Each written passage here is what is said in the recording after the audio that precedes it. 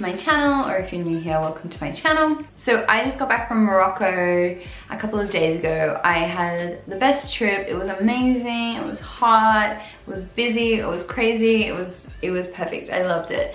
I went to Fez, Marrakesh, and in and out of the Sahara. So I have content coming up from all of those places over the next couple of weeks. Plus I want to do a couple of like tips videos, because I think a lot of the advice online is, I don't want to say wrong, but I found that some of the advice that I'd read before the trip wasn't that useful and maybe wasn't super accurate.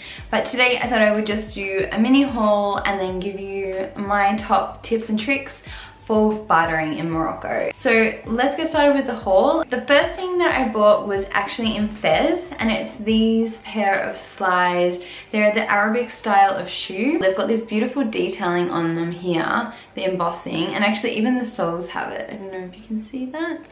And then I loved them because they had these like little, they're not buttons, well they're kind of like buttons, but they're made out of a thread. They're almost, actually I think they're flowers. I love these, and they remind me a lot of a pair of Mimco, which is an Australian designer, shoes that I had years ago, which I just loved so much that I totally trashed. They're super comfortable. It's like wearing slippers. They also do another version which isn't like a house shoe, which I kind of wish I'd got a pair of as well, but I'm a bad spur of the moment shopper. I went to see the, I can't remember what it's called, I'll put it here somewhere, where they produce the leather in Fez. It's really interesting, but it smells horrible. And the guy took us on a tour, and of course they always take you on a tour of their shop after they're finished, but I kind of went in knowing that I wanted to look at some leather shoes, so I didn't feel like I was getting pressured into buying anything. And the guy was really nice and not pushy at all, and also just super helpful when I was like, oh, not this color, maybe that color, oh, can I try this on in this size? And the sizes there are very different, so you have to try on like a stack of shoes, and it was very hot, so I felt awful for him because I had very disgusting sweaty feet, but he didn't complain about it. His original price was 200 dirham, which is about just under 20 euros, and then I got him down to about 1200 dirham, which is probably closer to 10 or 11 euros. And I know I could have probably got it cheaper, but he was so nice and the tour was really great, and I just didn't feel like pushing it. In hindsight, I just wish I bought two pairs and I would have got a good price for both of them. But you know, you don't know these things all the time when you're there. And he was so cute, and he threw in this little like keyring shoe which matches, and he told me that Fez's color is blue, so I'll always be able to remember that I bought them in Fez. The second thing that I bought was in Marrakesh, and it's this beautiful red pashmina and silk scarf. Red is actually Marrakesh's color, so I'm kind of on theme, and that wasn't actually my intention. I just fell in love with this scarf. I went into a lot of scarf shops in Marrakesh, and they all had different, they always feel beautiful, the pashmina, but sometimes I don't like the patterns. Like sometimes they're just too rainbow for me. I'm more of a block color kind of person. This one's actually 100% pashmina, sorry. The guy originally asked for 700 dirham, which is ridiculous. It's like 70 euro almost. And I'd been in so many scarf stores before, so I kind of had an idea of like prices other people were charging. And another guy had offered me, for his first price, 80 dirham for, I think it was a mix, so it wasn't 100% pashmina. So yeah, 80 dirham was his first offer, so I knew that there was no way that I needed to pay 700. So I got him down to 70 dirham, which is probably like 6 or 7 euros. But yeah, and then later I got told I could have got it cheaper, so I felt a bit silly, but you know, I didn't want to push my luck. And the next thing that I bought is, probably seems really random. It's just this cotton, it's a scarf, but it's essentially just a cotton piece of material with dye on both ends, which actually hadn't been locked in. So when it's been washed, this is no longer so white, but it's okay. It was just when we were on the way to the desert. It seems really gimmicky. If you watch people in the desert, they always have like the Berber scarf wrapped around their head, and you cover your mouth like and nose like this. And I also thought this, but you need it when you go in because of the dust and the sand and the wind and everything. It's actually, you need to wear it. I would highly recommend wearing one if you're going into the desert. And because I didn't think to get one until the last minute, so they sell them at all the stops on the way, and you just need to buy one. They started at like 20 dirham, and then by the time you get closer to the sand dunes, they end up at like, I can't remember, like 80, but we managed to get this one for 20 dirham. We kind of just bargained with the guy because it's yeah, just a piece of material. The last thing that I bought, so like I said, did I say? I'm not sure. This wasn't really a shopping trip for me. It was a really travel, like high intensity trip, and I hadn't planned to shop at all, but it's unavoidable. The souks, like their markets are they're just everywhere, and they're tiny and cute, and they just have so much great stuff. Especially if you like Moroccan homewares, you could get some really, really good things. And I mean, I have regrets just sitting here. I highly recommend like kind of having a Google before you go if you want to do some shopping and seeing what you think you might like to buy there, and then you'll have a better idea when you get there, like, oh yeah, I want that, so I'm gonna bother to stop and talk to this person and have to barter with them. But yeah, the last thing I got was this Rasul, I think it's pronounced. And it's so their traditional like spa treatment is the hammam. Anyway, this is the kind of like clay stuff that they use to do the scrub. I didn't actually do this treatment when I was there. I did a massage instead because I just wanted to relax before I got on the plane, and that treatment sounds really intense. They like steam you, and I'm not really good in steam rooms, and then they like scrub the hell out of your skin, and apparently it's amazing. It has amazing results. But yeah, I thought I would just try this at home and see if it actually works if you just do it yourself. I'll let you know if it works. Anyway, let's get on to my tips for how to barter better in Morocco. It's like baby's first barter video. I think if I just had some of these tips with me next time, it would make the process a little bit easier, because you just kind of go in and know what you're doing instead of being like overwhelmed by your surroundings. And then as soon as you're overwhelmed, they know that you're new here, and then they're like, probably get a bit more out of her. The first tip is to shop around. Just go around, see what there is, see what products they have, see like the quality they have, because the quality will vary from store to store, and the products will vary a little bit, but you'll find that a lot of products will be repeated in many different stores. And yeah, and I generally just went back to the place which had the nicest version or the friendliest people.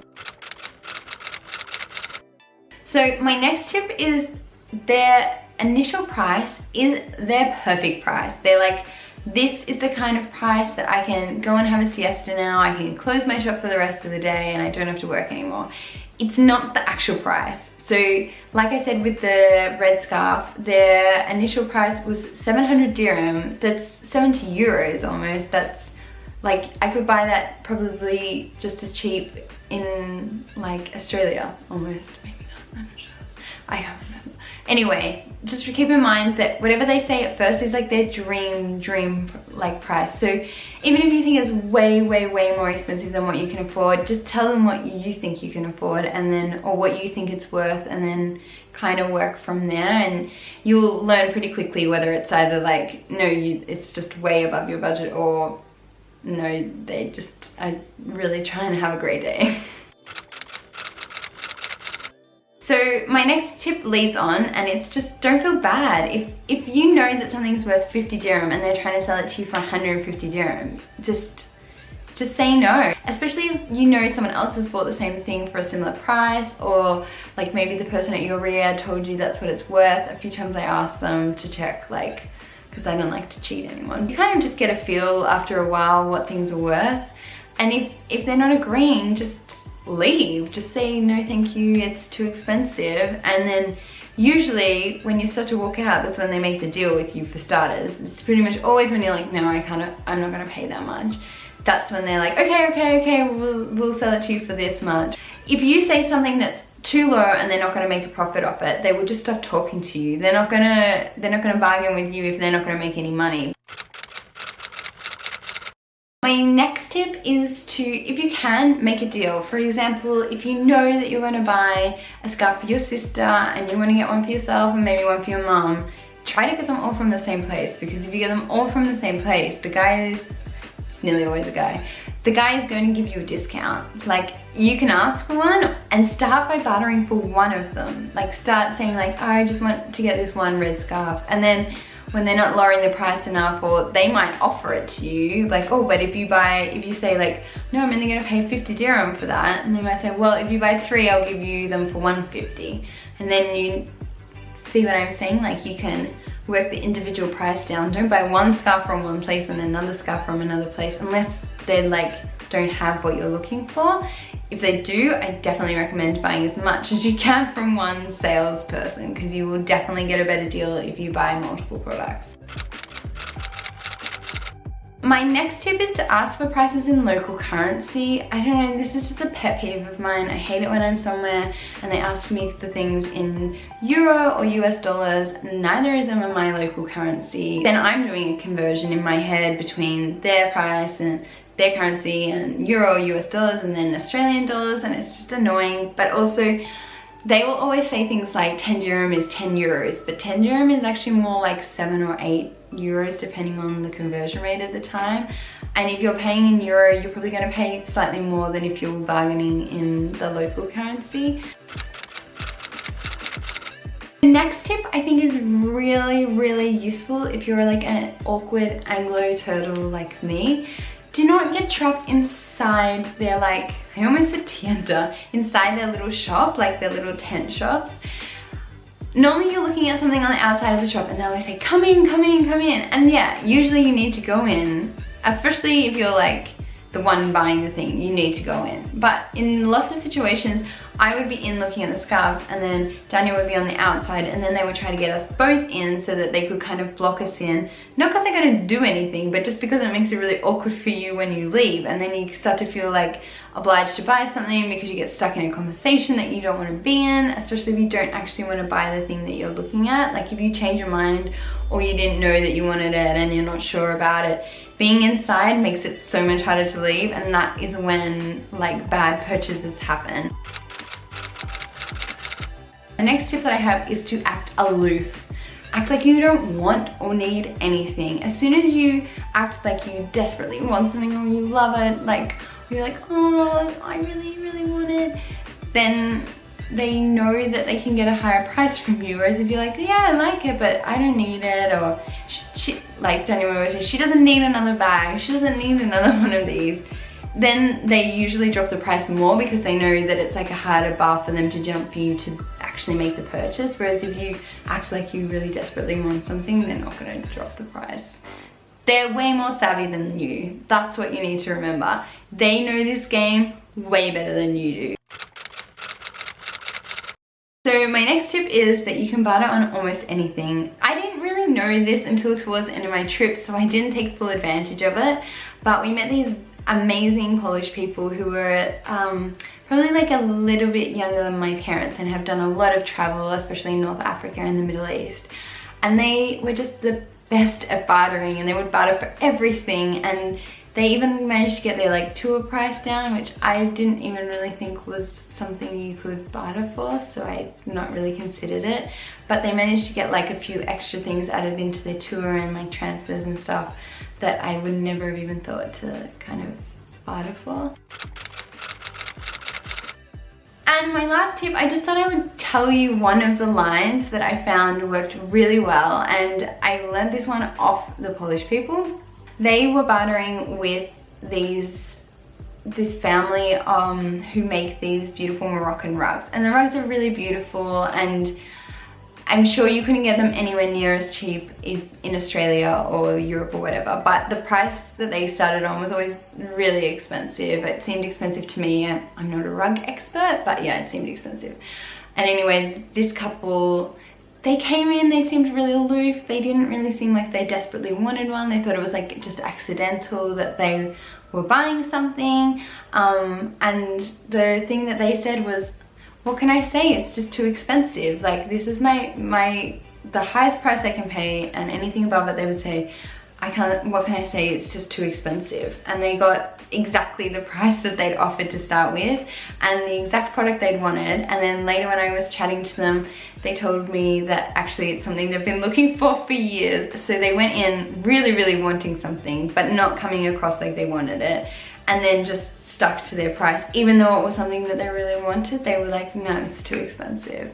And it's so simple, but it's just something that I think sometimes maybe like culturally we feel awkward saying, so we get like stuck when I get into these bartering situations. But yeah, that's gonna be my line next time I go to Morocco. Anyway, that is everything that I wanted to talk to you guys about in this video. I hope you enjoyed. Like I said earlier, I have a lot of Morocco content coming up soon. So if you're interested in travel in Morocco or Morocco in general or travel in general, also going to Greece and more Spain trips coming, please make sure you subscribe and turn on the notification bell. I will be pumping out content for the next couple of months. I am going to get back on track to a normal schedule. So yeah, I would love you to subscribe. If you enjoyed this video, please give me a like, and I will see you all from somewhere else very soon.